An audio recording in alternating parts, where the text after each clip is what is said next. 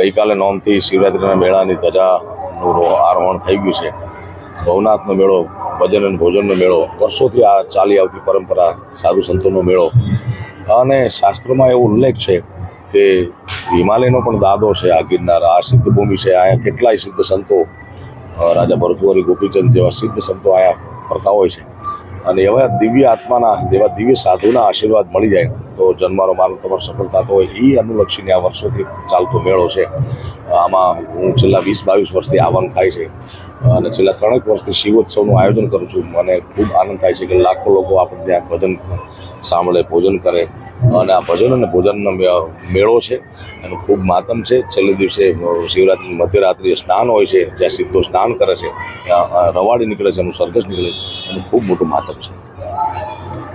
તમારું શું આયોજન હોય છે દર વખતે શિવોત્સવમાં ખાસ? આ ત્રીજું વર્ષ છે શિવોત્સવ. છેલ્લા 3 વર્ષથી કરીએ છીએ અમે.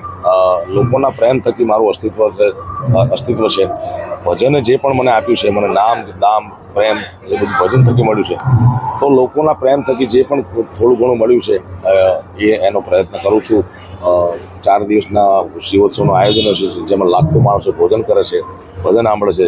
દરેકના આત્માને આનંદ આવે છે અને આનંદ કરીને શિવરાત્રિનો મેળો માણીને જાય છે. એવો મારો ઉદ્દેશ છે.